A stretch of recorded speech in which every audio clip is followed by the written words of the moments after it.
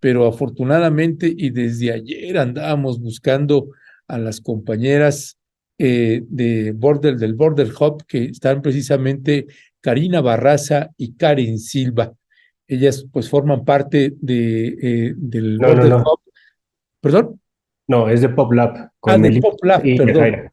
Ujú. de Pop Lab, perdón, es Yajaira Gasca y Melissa Esquivias de Pop Lab, que también las estábamos buscando ayer que vimos que estaba precisamente este reportaje, además de otro que estamos también intentando hacer una entrevista que ojalá la podamos concretizar el día de mañana.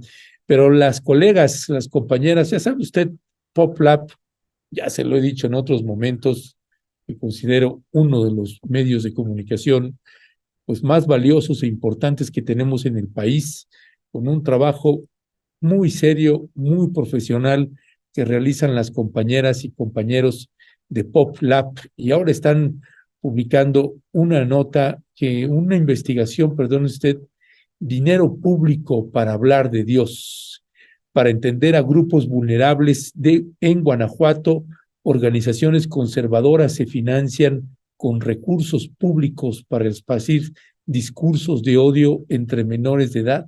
Vaya tema, y eso además lamentablemente puede explicar en mucho sentido esta violencia que luego encontramos en distintas regiones de nuestro país. Yajaira Gasca y Melissa Esquivias, espero estar pronunciando bien nombres y apellidos. Muy buenos días, compañeras, bienvenidas. Muchas gracias, Ernesto. Gracias, buenos días, Ernesto. Gracias, buenos días. Pues vamos a empezar. Yajaira Gasca, ¿cuál es pues el sentido de profundidad que ustedes y de preocupación que están encontrando ustedes en esta investigación que realizaron? Muchas gracias, primero que nada, por la invitación y por esta oportunidad de compartir con ustedes este trabajo que pues nos tomó varios meses, un trabajo de revisar muchos datos durante muchas semanas y poder llegar a estas conclusiones que hoy les presentamos. Pues encontramos cómo es que el gobierno de Guanajuato por años ha estado trabajando, entregando estos apoyos desde diferentes programas, desde diferentes bolsas, y que hay falta de claridad en la manera en que se, digamos, se fiscalizan estos recursos porque pues no... al final, los recursos que se aplican con estos apoyos que se dan, se utilizan precisamente para hacer labores de evangelización, en muchos casos, en grupos vulnerables. En este reportaje les presentamos precisamente tres de estos grupos: niñas, niños y adolescentes, mujeres embarazadas y personas con adicciones. Ya, muchísimas gracias, Yajaira Gasca. Es un tremendo trabajo, de verdad. Muchas gracias por poner esto en la mirada, en el reflector de la ciudadanía, no solamente de Guanajuato, sino del país entero, porque hay que revisar si esto no se replica en otros lugares. Melissa Esquivias, ¿qué decir al respecto? Gracias, Ernesto, y reitero también el agradecimiento por darnos este espacio en Rompevientos. Siempre es muy grato compartir con ustedes. Y sí, bueno, inicialmente creo que todo partió porque la relación entre el Estado, el Ejecutivo y los municipios, principalmente los grandes municipios que son gobernados actualmente por Acción Nacional aquí en Guanajuato, pues tienen una relación muy clara, muy explícita con grupos religiosos, ¿no? Estos grupos que se dejan ver en eventos públicos, que forman parte de mesas ciudadanas, de consejos ciudadanos relacionados al diseño y ejecución de política pública, que les abren espacios en foros, etcétera. Entonces comenzamos a cuestionarnos qué hay detrás, ¿no? De esas muestras pues sí, de apoyo o esa apertura que tienen estos grupos religiosos, principalmente de la religión católica, por supuesto, pero que ya no se limitan solamente a la religión católica. Y fue ahí como que surgió este interés de saber qué había detrás de eso, ¿no? Entonces ya cuando empezamos a buscar en los apoyos que se dan, sobre todo desde, que es como la Secretaría de Bienestar de aquí de Guanajuato, que es la Secretaría de Desarrollo Social y Humano, tiene programas, al menos desde 3 sexenios atrás, un programa que solamente ha ido cambiando de nombre, desde donde se entregan recursos a organizaciones de la sociedad civil anualmente, ¿no? Y encontramos que dentro de las, no sé, 50 organizaciones, por poner un ejemplo, que reciben recursos anualmente, un 70% son organizaciones que están dirigidas por alguna congregación religiosa, sean monjas, sea un sacerdote o personas laicas que de alguna manera están comprometidas con la religión católica o con otra religión, ¿no? No en su labor no es explícito que se dedican a evangelizar, pero si piensas en una casa hogar que está dirigida por una congregación religiosa, pues ya es algo que va implícito, ¿no? Que llevan clases de catecismo y que toda su formación personal, escolar, pues va como enfocada en esta cuestión moral que se apega a los valores del catolicismo. Y nos sorprendió, obviamente, encontrarnos con tanto recurso. Lo esperábamos, pero no esperábamos que fuera tanto. Y dentro de lo que estuvimos rascando, pues también nos dimos cuenta de que muchas organizaciones no han presentado sus informes a la federación como deben de hacerlo anualmente, y que a pesar de esto, de tener como este estatus de incumplimiento, siguen recibiendo recursos públicos, ¿no? Y que finalmente tampoco existe transparencia. Digo, no es obligación de las organizaciones transparentarlo por ser particulares, pero al recibir recursos públicos sí el Estado debería de obligarlas a transparentar el impacto de su labor, ya sean casas hogares, ya sean centros para atender a personas con trastornos de adicción, u organizaciones comunitarias, y tampoco existe información pública respecto a este supuesto impacto. Ya, pues bueno, es que, mire, usted tiene que leer este reportaje de este trabajo periodístico de estas colegas, porque es verdaderamente, pues, tremendo a la hora de escuchar los testimonios y leer, pues, parte de las entrevistas de lo que van comentando las personas que se dedican a hacer, pues, este tipo de trabajos, de estas facilitadoras, estas personas que se dedican a tener esta asesoría o consejería hacia, pues, personas que finalmente les terminan generando no solamente odios, sino también estos sentimientos de culpabilidad y demás que, pues, se puede percibir a lo largo de este texto. También yo te preguntaría, Yajaira Gasca, también para la audiencia que te está escuchando, eh, algunos ejemplos de cómo es este manejo que se tiene con las personas con las que se tienen este tipo de trabajos, talleres y demás, y que se va precisamente distorsionando o pervirtiendo algo que tendría que tener una sanidad, terminan convirtiéndolo en algo, pues, muy perverso. ¿Qué decía al respecto, Yajaira Gasca?